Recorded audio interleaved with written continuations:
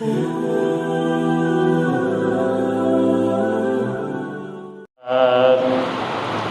بالله السميع العليم من الشيطان الرجيم. بسم الله الرحمن الرحيم. وما أرسلنا من رسول إلا ليطاع بإذن الله. اللهم صل على محمد وعلى آل محمد كما صليت على إبراهيم وعلى آل إبراهيم إنك حميد مجيد. اللهم بارك على محمد وعلى آل محمد كما باركت على إبراهيم وعلى آل إبراهيم إنك حميد مجيد. سبحانك لا علم لنا إلا ما علمتنا إنك أنت العليم الحكيم. اللهم انفعنا بما علمتنا وعلمنا ما ينفعنا وزدنا علما. رب اشرح لي صدري ويسر لي أمري واحلل عقدة من لساني يفقهوا قولي. رب زدني علما رب زدني فهما رب زدني عملا.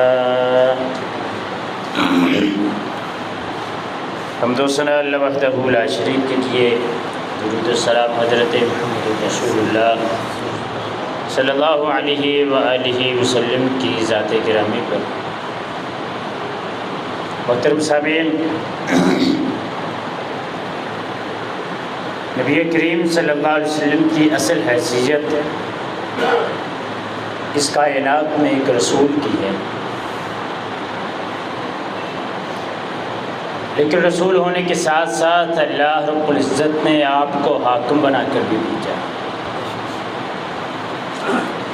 ایک مدبر اور منظم سیاستدان، ایک حاکم کی طرح، بلکہ اس سے پہلے بھی جتنے انبیاء کرام آئے ہیں اللہ رب العزت نے ان کا بھی ذکر کیا ہے تو بطور حاکم ذکر کیا ہے. ہماری پسماندگی کی اور ترقی نہ کرنے کی شاید ایک وجہ یہ بھی ہے کہ ہم نے ابھی تک رسول اللہ صلی اللہ علیہ وسلم کو مسجد سے باہر رسول نہیں مانا. ہم یہ کہتے ہیں کہ صرف نماز روزہ اس طرح کے کاموں کے لیے رسول اللہ صلی اللہ علیہ وسلم کی اطاعت ضروری ہے، جبکہ اللہ رب العزت فرماتے ہیں وما ارسلنا من رسول الا ليطاع باذن اللہ. ہم نے جتنے بھی رسولوں کو بھیجا ہے اس لیے بھیجا ہے کہ اللہ کے حکم کے ساتھ ان کی اطاعت کی جائے. اب وہ اطاعت ہمیں مسجد کے اندر بھی ضروری ہے، وہ اطاعت وزیر اعظم ہاؤس کے اندر بھی ضروری ہے، وہ اطاعت صدر ہاؤس کے اندر بھی ضروری ہے، وہ پنجاب اسمبلی کے اندر بھی ضروری ہے، وہ اطاعت ایک مجلس صدق کے اندر اگر ضروری ہے تو وہی اطاعت ایک گورنر پنجاب کے لیے بھی ضروری ہے. اگر ہم رسول اللہ صلی اللہ علیہ وسلم کو ایک حیثیت حاکم دیکھیں کہ اللہ کے نبی حکمران کیسے ہیں اور اس کے اوپر ہم عمل پیرا ہونا شروع ہو جائیں، ہمارے ملک کے مسائل ٹھیک ہو جائیں. ہماری اصل وجہ یہ ہے کہ ہم نے صرف رسول اللہ صلی اللہ علیہ وسلم کو رسول ماننا ہے مسجد کی حد تک. ہم عدالت میں اللہ کے نبی کو رسول نہیں مانتے. کوئی جج اللہ کے نبی کو رسول مان کے فیصلہ کرے، اٹھائے آپ کی سیرت کو کہ اللہ کے نبی نے عدل و انصاف کے تقاضوں کو کیسے پورا کیا ہے، تو پھر دیکھتے ہیں کہ کیسے وہ عدل و انصاف نہیں کرتا. کوئی بھی ایک سیاستدان، کوئی بھی ایک سرکاری نوکری والا اپنی نوکری کرے اور اس لحاظ سے کرے کہ اللہ کے نبی کو رسول مانے، آپ کی سیرت کو پڑھے، اس کے اوپر عمل پیرا ہونا شروع ہو جائے، تو یقین کریں کبھی وہ کرپشن نہ کرے، کبھی وہ رشوت والا کام نہ کرے، کبھی کوئی بینک والا سودی نظام نہ لے کر آئے یہاں پہ اس ملک کے اندر. یہی وجہ ہے کہ ہم نے اللہ کے نبی کو بحیثیت حکمران تسلیم نہیں کی. اللہ تعالیٰ کہتے ہیں وما ارسلنا من رسول الا لیطاع باذن اللہ. دوسرے مقام پہ فرمایا من یطیع الرسول فقد اطاع اللہ. یاد رکھو اگر اللہ کے رسول کی اطاعت کرو گے تو گویا کہ ایسے ہے کہ تم نے اللہ تعالیٰ کی اطاعت. اگر ہم اللہ کے نبی کی اطاعت کرنا شروع کر دیں تو گویا کہ اللہ رب العزت کی اطاعت ہم کر رہے ہیں. جب اللہ رب العزت کی اطاعت کریں گے تو ہمارے مسائل سارے حل ہوں گے، کبھی الجھنوں کے شکار نہیں ہوں گے. اللہ تعالیٰ قرآن مجید میں فرماتا ہے کہ ہم نے جتنے بھی انبیاء کرام بھیجے ہیں ان کی آمد کا مقصد ایک اور بھی اللہ تعالیٰ نے بیان کیا.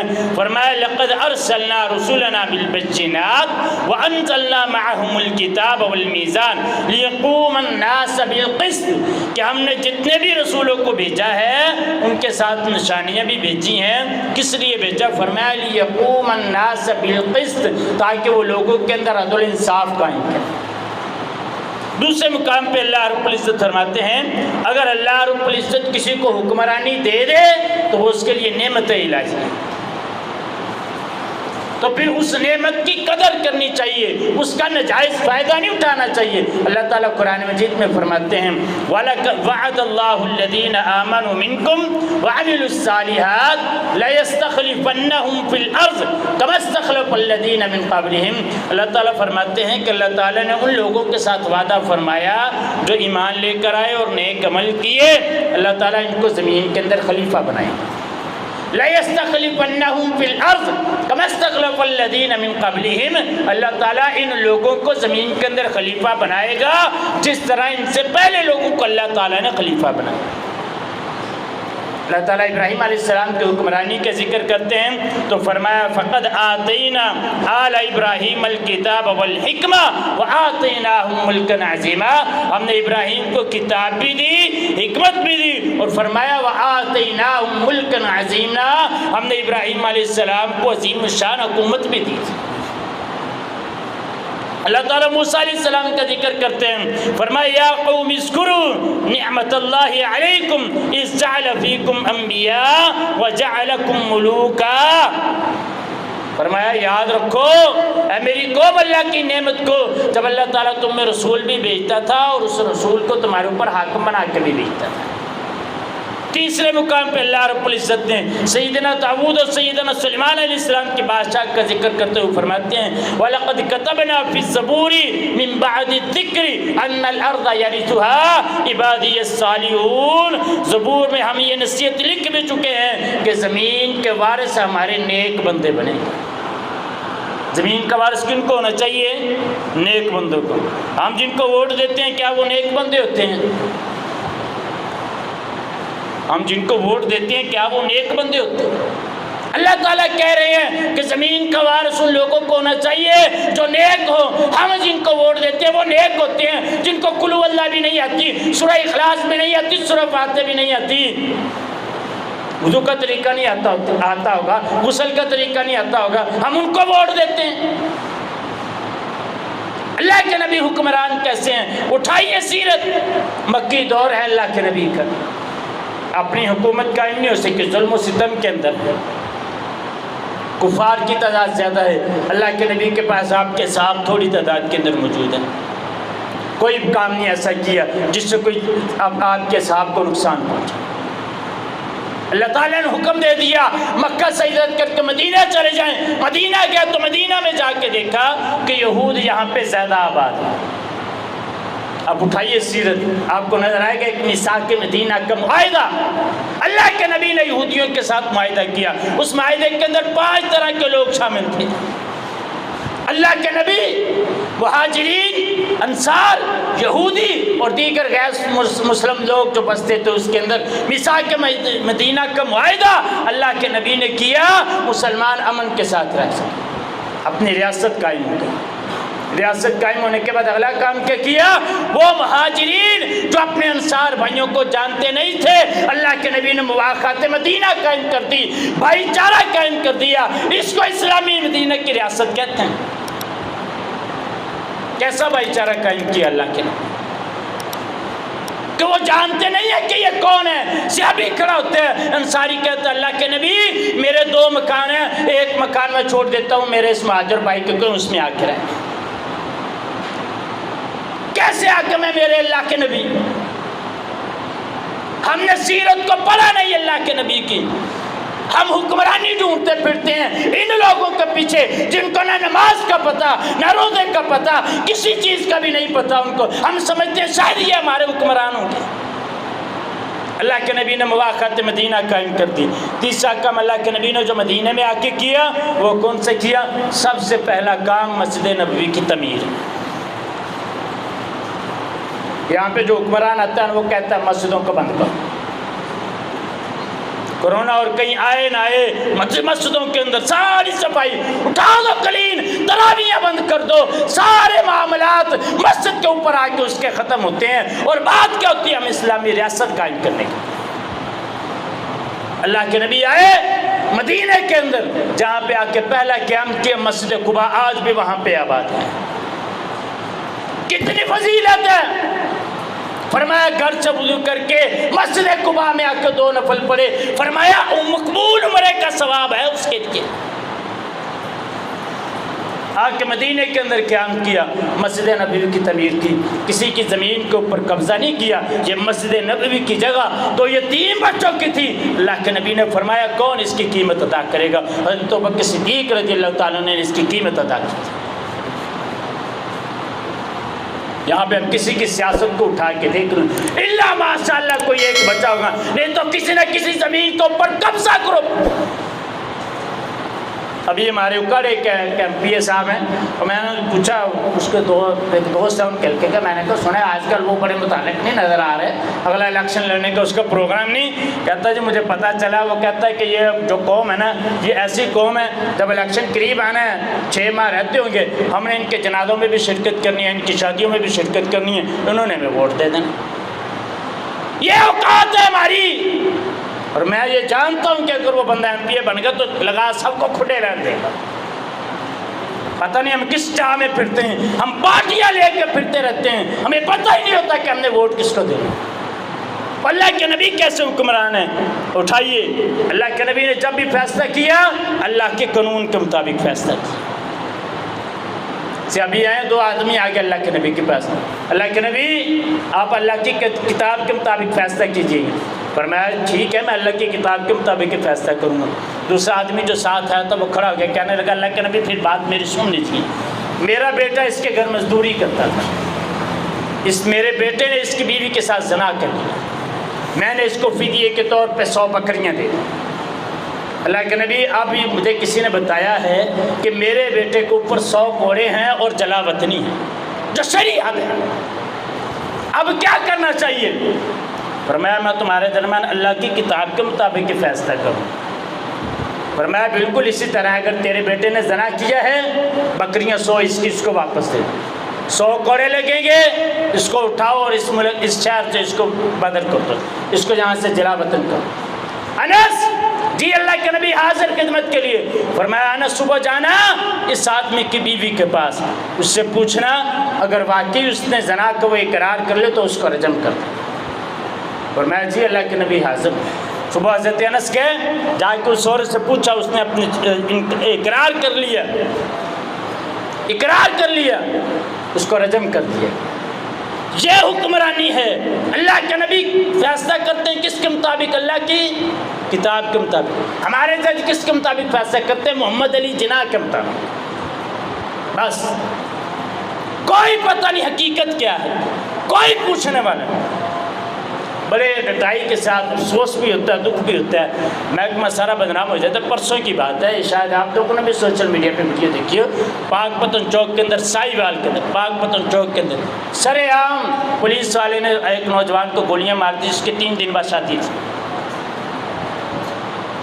जिसकी 3 दिन बाद शादी थी। सरेआम मामूली तलक कलामी है, उसको थप्पड़ मारे, उसने पिस्टल निकाला और उसको गोलियां मारी। को पूछने वाले है यहाँ पे क्यों? पता है, हमें तो पता है इस बात का, हम तो बड़े रंग देख चुके हैं इसके कि कहते हैं कि मुलज़म पकड़ लिया। कौन सा मुलज़म? टोटल ड्रामेबाजी ऊपर से लेकर नीचे तक होती है अपने महकमे को बचाने के लिए। इसी तरह के एक वाक़या खुडिया के अंदर हुआ था। कारी साहब का बेटा सुबह फजर के वक्त पुलिस वाले ने मारा था। جج نے جی شک کا فائدہ دیتے ہوئے جج نے اس کو بری کر دیا. یہ تو پتہ نہیں شک جو جج کو آتا ہے پتہ نہیں کہاں سے آتا ہے, یہ ہمیں نہیں آج تک سمجھ آئی. یہ اس جج کو شک کا فائدہ پتہ نہیں کہاں سے ملتا ہے. یہ افسوس اور دکھ کی بات ہے. اللہ کی کتاب کے مطابق فیصلہ ہو, ویڈیو موجود ہے, اس کو سزا دی جائے جو شریعت کے اندر موجود ہے, قتل کے بدلہ قتل, پتہ چل جائے, کل سے کوئی اس طرح کی ضرورت نہ کرے. اللہ کے نبی کیسے حکمران ہے؟ آپ نے نظام عدل قائم کیا تو کیسا قائم کیا؟ مشہور واقعہ کئی مرتبہ آپ نے سنا ہے کہ اللہ کے نبی کے پاس سفارش آئی تھی کہ اس عورت نے چوری کی ہے, آپ کے پاس سفارش چاہیے. زید بن حارثہ سے سفارش لے کر آئے تھے, فرمایا اگر محمد کی بیٹی بھی چوری کرتی تو میں اس کے بھی ہاتھ کاٹ دیتا. دوسرا واقعہ بھی مشہور ہے, آپ نے سنا ہوگا, رسول اللہ صلی اللہ علیہ وسلم کو پتہ چلا کہ ایک بچی ہے, اس کا سر کچل دیا گیا ہے. اللہ کے نبی دوڑتے ہوئے آئے, آ کے اس سے پوچھا بیٹی تجھے کیا ہوئے, تجھے کس نے مارا ہے؟ وہ بول نہیں سکتی تھی, اس کا سر دو پتھروں کے درمیان رکھ کے کچلا گیا تھا. اللہ کے نبی نے اس کے سامنے نام لینا شروع کر دیا کہ فلاں نے تجھے کچھ کہا, فلاں نے کہا, فلاں نے کہا. ایک یہودی کا نام لیا کہ بچی نے سر ہلایا. اللہ کے نبی نے فرمایا جاؤ اس یہودی کو پکڑ کے لے کر. اس یہودی کو پکڑ کے لایا گیا. کائنات کے امام کی عدالت لگی, آپ نے پوچھا بتا تو نے اس بچی کا سر دو پتھروں کے درمیان رکھ کے کچلا؟ جی میں نے کچلا اس کا سر دو پتھروں کے درمیان رکھ کے. کائنات کے امام نے حکم جاری کیا تو اللہ کی کتاب کے مطابق فرمایا اس کا سر بھی دو پتھروں کے درمیان رکھ کے کچل دیا جائے. یہ حکمرانی ہے اللہ کے نبی کی, یہ نظام عدل ہے اللہ کے نبی کا. کچھ لوگ اسلام قبول کر کے مدینے آ گئے, مدینے آئے, مدینے کی آب و ہوا راس نہ آئی. اللہ کے نبی نے فرمایا تم اونٹوں کے باڑے میں چلے جاؤ, ان کا دودھ بھی پیو, پیشاب بھی پیو, تمہاری طبیعت ٹھیک ہو جائے گی. ان کی طبیعت ٹھیک ہوئی, وہ چرواہوں کو مار کے, ان کی کوچے کاٹ کے اونٹ لے کر بھاگ کے چلے گئے. اللہ کے نبی نے پیچھے اپنے صحابہ کو روانہ کیا, ان کو پکڑ کے لایا گیا. نظام عدل میرے کائنات کے امام نے کس طرح کا قائم کیا؟ فرمایا ان کو اسی طرح مسلح کرو جس طرح انہوں نے ان چرواہوں کو مسلح کیا ہے. جبکہ اللہ کے نبی نے فرمایا ہے کہ مسلح کرنا جائز نہیں ہے, لیکن فرمایا جس طرح انہوں نے ان چرواہوں کا مسلح کیا ہے ان کا بھی اسی طرح مسلح کرو, اور ان کو اس طرح ریگستان کے اندر پھینک دو, ان کو کوے اور چیلیں آ کے نوچتے. یہ نظام عدل اللہ کے نبی نے قائم کیا. قائم کرو یہ نظام عدل تو ملک کے اندر انقلاب آئے. کسی کی شخصیت سے انقلاب نہیں آتا, کردار اور عمل سے انقلاب آتا ہے, تقریروں سے انقلاب نہیں آتا. اپنا عمل پیش کرنا پڑتا ہے پھر انقلاب آتا ہے. نظام تبدیل کرنا پڑتا ہے, چہرے نہیں تبدیل کیے جاتے. انقلاب لانے کے لیے, تبدیلی کے لیے, انقلاب لانا ہو تبدیلی کے لیے تو نظام کو تبدیل کرنا پڑتا ہے. وہ جمہوریت کے لیے کہ تم پھرتے رہو, اس طرح کا انقلاب کبھی بھی نہیں آئے گا جو مدینے کے اندر آیا تھا. اللہ کے نبی مدینہ کے اندر ہیں, مکے کے اندر چلے گئے واپس مکہ فتح کر کے. حکمرانی ہے, اب سب کچھ موجود ہے, سب کے سامنے, سب سامنے کھڑے. ایک ایک کا کیا ہوا ظلم یاد ہے, ایک ایک کی ہوئی زیادتی یاد ہے. اللہ کے نبی کے سامنے وہ لوگ بھی کھڑے ہیں جنہوں نے آپ کے راستے میں کانٹے بچھائے ہیں, جنہوں نے قتل کے منصوبے کیے ہیں, جنہوں نے آپ کو طرح طرح کی گالیاں بھی دی ہیں, بکواسات بھی کی ہیں, لیکن کائنات کے امام نے کسی کو بھی کچھ نہیں کہا. فرمایا لا تثریب علیکم اليوم, آج کے بعد تمہارے اوپر کوئی ملامت نہیں, لیکن یاد رکھو جنہوں نے میری شان کے اندر گستاخی کی ہے ان کے لیے کوئی معافی نہیں. یہاں پہ کوئی گستاخی کرتے اللہ کی نبی کی شان میں, بڑے سول سوسائٹی کے لوگ اٹھ کے کھڑے ہو جاتے ہیں, جناب یہ ظلم ہے, یہ کیسا مذہبی آزادی کو نام دے کے اس کو بچا لیا جاتا ہے, اور وہ کوئی مسلمان بیچارہ غلطی کر دے. کل میں دیکھ رہا تھا فیس بک کے اوپر ہی کہ وہ جناب کسی آدمی نے کو پتہ نہیں کوئی تھوڑی سی چیز چوری کی تھی, اس کی ضمانت نہیں ہوئی. وہ تھوڑی سی چیز چوری کی تھی, اس کی ضمانت نہیں, بالکل ہلکی سی چیز سے میرے ذہن سے نکل گیا, اس کی ضمانت نہیں ہوئی. اور ہمارے ملک کے اندر یہ جو اربوں روپے کھا گئے ان کی ضمانت بھی ہو جاتی. کسی غریب کا باپ مر جائے اس کو عدالت میں سے گھنٹے کے لیے چھٹی نہیں مل سکتی کہ وہ جنازہ پڑھ لے. کسی امیر آدمی کی بیوی مر جائے تو اس کو چھٹی مل سکتی ہے کہ وہ آ کے جنازہ پڑھے. سسٹم علیحدہ, اور ہم سوچتے ہیں کہ تبدیلی آ جائے اس ملک میں, کبھی بھی نہیں ہو سکتا. تبدیلی آئے گی تو پھر اس طرح آئے گی کہ جو امیر کے لیے قانون ہے وہ غریب کے لیے قانون ہے. ہمارے ملک میں امیر کے لیے قانون اور ہے, غریب کے لیے قانون اور ہے. جبکہ اللہ کے نبی نے ایسا کوئی سسٹم قائم نہیں کیا، سب برابر ہیں۔ جس صف کے اندر حضرت بلال حبشی رضی اللہ تعالیٰ عنہ کھڑے ہوتے ہیں، اسی صف کے اندر عبد الرحمن بن عوف رضی اللہ تعالیٰ عنہ مدینے کا سب سے بڑا تاجر بھی کھڑا ہوتا ہے۔ کوئی فرق نہیں ہے، انسان ہے سارے۔ جس صف کے اندر حضرت ابوبکر صدیق رضی اللہ تعالیٰ کھڑے ہوتے ہیں، اسی صف کے اندر وہ سلمان فارسی بکتا بکاتا کہاں کہاں سے آیا تھا، مجوسیوں سے ہوتا ہوا اس نے آ کے اسلام قبول کیا تھا، وہی سلمان فارسی رضی اللہ تعالیٰ عنہ اسی صف کے اندر کھڑے ہوتے ہیں۔ مشورہ شروع کر دیا غزوہ خندق کے موقع پہ، مشورہ دو صحابہ بتاؤ کہ کیا کرنا چاہیے۔ جو خندق کھودی گئی تھی وہ کس کے مشورے پہ؟ حضرت سلمان فارسی رضی اللہ تعالیٰ عنہ کے مشورے پہ۔ یہ نہیں سوچا تھا سلمان فارسی تو کون ہے، فارس سے آیا تو بکتا بکاتا غلام تھا، تو اسلام آیا تجھے اسلام نے عزت دی؟ نہیں، سارے کے سارے برابر ہیں۔ اگر مشورہ سلمان فارسی کا ٹھیک ہے تو اللہ کے نبی نے سلمان فارسی کی مانی ہے، ابوبکر صدیق رضی اللہ تعالیٰ عنہ کی بات نہیں مانی۔ ہمارے یہاں کون ہے؟ وزیر اعلیٰ پنجاب ہے، اپنے من پسند لوگوں کو عہدے، کوئی میرٹ نہیں کہ یہ فلاں آدمی ہے، جماعت کے ساتھ تعلق ہے، پارٹی کے ساتھ تعلق ہے، اس کو اٹھائے یہ عہدہ دے دیا، اس کو اٹھائے یہ عہدہ دے دیا، اس کو اٹھائے یہ عہدہ، کوئی میرٹ نہیں ہمارے یہاں۔ اور ہم سوچتے ہیں کہ شاید یہ تبدیلی آ جائے گی اس ملک کے اندر، نہیں۔ اللہ کے نبی نے کس کس طرح کے کام کیے؟ اللہ کے نبی نے فرمایا جو عمال جاتے ہیں ان کا بھی محاسبہ کرتے تھے۔ ایک صحابی کو آپ نے بھیجا جاؤ زکوٰۃ اکٹھی کر کے لے کے آؤ، وہ واپس آیا، آگے زکوٰۃ کو اس نے مال دیا۔ اللہ کے نبی یہ زکوٰۃ کا مال ہے۔ فرمایا اچھا یہ مال کون سا ہے؟ فرمایا یہ مال وہ ہے جو مجھے وہاں سے تحفے تحت ملے۔ فرمایا اٹھاؤ اس مال کو، اس کو اس کے اندر زکوٰۃ کے مال کے اندر شامل کرو۔ کیوں اللہ کے نبی؟ فرمایا اگر تو اپنے ماں باپ کے گھر بیٹھا رہتا تو تجھے یہ تحفے تحت ملنے تھے؟ کیا تو زکوٰۃ اکٹھی کرنے کے لیے گیا تھا؟ کام تو بیت المال کا کرنے کے لیے گیا تھا، یہ سارا مال بیت المال کے اندر شامل، تیرے تحفے تحت نہیں چلیں گے۔ فرمایا اگر تو گھر بیٹھا رہتا تو تجھے تحفے تحت ملتے، یہ تجھے تحفے تحت ملے بھی اس وجہ سے ہیں کہ تو بیت المال کے کام کیا تھا۔ اللہ کے نبی نے ہمیشہ حکمرانی کی، تو کیسے حکمران بن کے آپ نے وقت گزارا؟ حدیث رسول اللہ صلی اللہ علیہ وسلم کی، فرمایا کان رسول اللہ صلی اللہ علیہ وسلم یعود المریض ویشج الجنازۃ ویجیب دعوت المملوک۔ فرمایا اللہ کے نبی مریضوں کی عیادت کرتے تھے، جنازے میں جاتے تھے۔ ہمارے ہاں جو مریض اور جن کے جنازے کے اندر ایم پی ایم میں آتے ہیں نا، صرف الیکشن کے دنوں، جب الیکشن ہونا جب ہو جائے پوچھتے بھی نہیں ہیں کہ کون مر گیا کون نہیں مر گیا، پہلے تو جناب جھک جھک کے سب کو سلام کرتے رہتے ہیں، لیکن اللہ کے نبی کی عادت نہیں۔ اللہ کے نبی فرمایا کہ آپ مریض کی عادت بھی کرتے تھے، جنازے میں بھی جاتے تھے، وہ یجیب دعوت المملوک، اور غریب آدمی کی آپ دعوت کو بھی قبول کرتے تھے، عام لوگوں کی دعوت کو بھی قبول کرتے تھے۔ ایک اور حدیث رسول اللہ صلی اللہ علیہ وسلم کی، صحابی بیان کرتے ہیں کہ اللہ کے نبی نے فرمایا ما من امام یکلق بابہ دون ذوی الحاجہ، کہ کوئی بھی امام یا حکمران ضرورت مندوں کے لیے اپنے دروازے کو بند کر لے، فرمایا الا اغلق اللہ ابواب السماء دون خلته وحاجته ومسکنته، اللہ رب العزت اس کے لیے اپنے آسمانوں کے دروازے بند کر لیتے۔ فرماتے ہیں کہ جب حضرت امیر معاویہ رضی اللہ تعالیٰ عنہ نے یہ حدیث سنی، اس کے بعد کیا فرمایا؟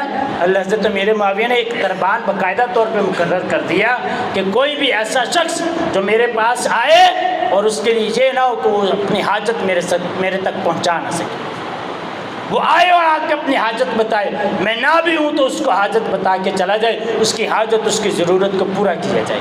دوسری حدیث رسول اللہ صلی اللہ علیہ وسلم کی جو ہم نے اکثر سنی ہے کہ اللہ کے نبی قبرستان کے پاس سے گزرے تو ایک عورت کا بیٹا فوت ہوا تھا، وہاں پہ بیٹھی رو رہی تھی، اللہ کے نبی نے اس کو منع کیا لیکن وہ نہ سمجھ سکی، اللہ کے نبی چلے گئے۔ وہ اس حدیث کے اندر اللہ کے نبی کی حدیث کے اندر ہے کہ جب وہ عورت اللہ کے نبی کے دروازے پہ آئی تو اس نے اللہ کے نبی کے دروازے کے اوپر کسی بھی پہرے دار کو نہیں پایا، اللہ کے نبی کے دروازے کے اوپر کوئی چوکی دار کوئی پہرے دار نہیں تھا کہ روک دیا جائے کہ یہ ضرورت مند یا حاجت مند آیا اس کو روک دیا جائے، اس کی ضرورت کیسے پوری۔